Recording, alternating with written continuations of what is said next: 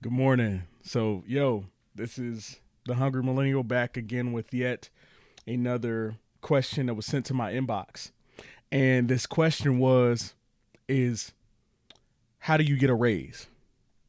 And I got three simple steps. A, go to work. B, go to work. And C, create a budget. Because most of these jobs weren't created for you to get a raise. And it took me a lot of years to figure that out. You have to find a career and figure out what you want to do. That may not include college. Let's be completely honest. A lot of people, they're gonna get this stimulus check, they're gonna get their taxes, that combo. Pretty soon it's gonna be summertime, they're gonna take all the vacations, they're gonna do all the things, they're getting all the money, the extra money for the kids and all the bread, and they're gonna stop coming to work. But eventually you gotta face that demon that you didn't face. You didn't put in the work. You stopped working. You were never consistent. And when I looked myself in the face and I was like, you need to start getting up on time. You need to start doing the small things at work that's actually going to make your boss necessarily like not complain, not necessarily happy, right? Because that's a level that's far above that level. But if we can just get to the basics of being consistent, saying yes to this overtime here and there, that means a lot to bosses because they're getting a lot of no's in the process of people not wanting to come to work. So if you even eventually become that yes, that's going to change the game. Now you can have realistic conversations, and that's where we implement tactical empathy. I learned that in a book, Ego, Authority, Failure. We'll talk about that later in another podcast. But at the same time, it's one of those things where you have to be consistent. You have to count on yourself because the system wasn't created to baby you. At some point, we have to be adults and we have to take total responsibility. Jocko Willink talks about this extreme ownership, right? Take extreme ownership of that situation.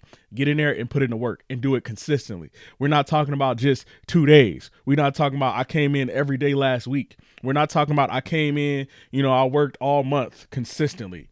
We're talking about getting your metrics done, doing what you need to do, showing up early, going above and beyond just a little bit. Because, here's the thing is there were so many people that was like, man, I ain't doing all this extra stuff for that boss. I don't get paid for that. Well, if you're listening to this podcast, you know that I am a strong proponent of putting in the work consistently and falling in love with what you do to where eventually it becomes easy. And sometimes you have to change your attitude to get there. Sometimes you have to trade in hours to get the money to become an entrepreneur or do whatever you want to do. But you're going to have to feed the beast somehow because a flame that burns fast and burns real hot, it burns real fast. But a flame that, is consistent, you continually feeding it, it can burn longer. It's like that firewood log, that quality log that you got. We want to become that quality. We want that long burn to where, like, even if it doesn't work out for you at that job, it can work out for you somewhere else because that person, your boss, will vouch for you tooth and nail wherever you go. So stay in the race. Stop getting bogged down by this instant success and stop comparing yourself to other people because it may look like they're putting in the work. It may look like they're balling, but you don't really know their backstory. You don't know what they do when they get home.